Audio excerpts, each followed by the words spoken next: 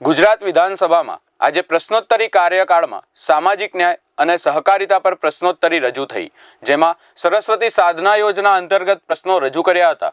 સરકાર આ યોજના અંતર્ગત અભ્યાસ કરતી 50 વર્ગની વિદ્યાર્થીઓને સાયકલ આપવા પ્રોત્સાહન પૂરું પાડવામાં આવે છે, જ્યારે વિપક્ષના નેતા અમિત ચાવડાએ આ મુદ્દે યોજનાનો લાભ આપવામાં વિલંબની વાત કરી અને ભ્રષ્ટાચારના આક્ષેપ કર્યા, તો બીજી બાજુ શાસક પક્ષના ધારાસભ્ય મહેશ કસવાલાએ સહાયમાં વિલંબની વાતને સ્વીકારતા સરકાર પારદર્શક રીતે કામગીરી કરી રહી હોવાની પ્રતિક્રિયા વ્યક્ત કરી હતી।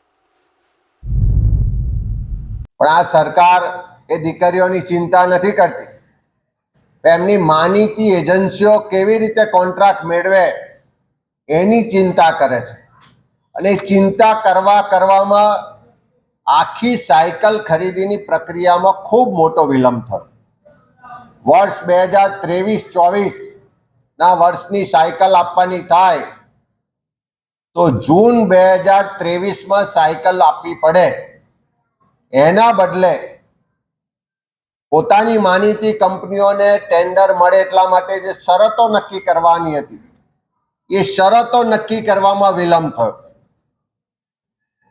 સામાજિક ન્યાય અધિકારીતા વિભાગ અને આદિજાતિ વિભાગ તરફથી આ સાયકલો ખરીદવા માટે ગ્રીમકોને ઇન્ડિયન મોકલવામાં આવે।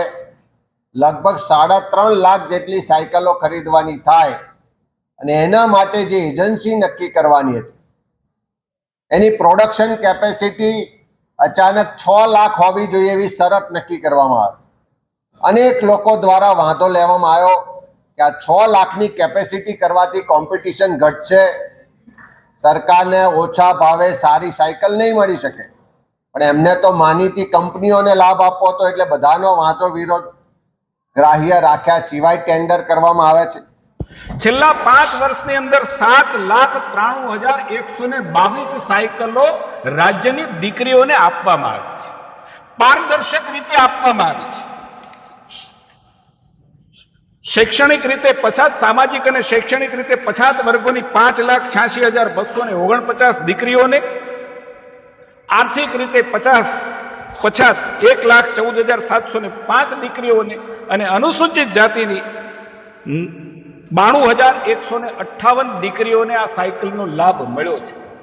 કેટલીક વહીવટી કારણોસર છેલ્લા વર્ષની અંદર વહીવટી કારણોસર ક્યાંક સાયકલો આપવામાં અને વહીવટી પ્રક્રિયામાં ક્યાંક માત્ર થોડું મોડું થયું છે અને એ પ્રશ્નનો જવાબ પણ માનનીય મંત્રીશ્રીએ ગૃહની અંદર આપેલો છે।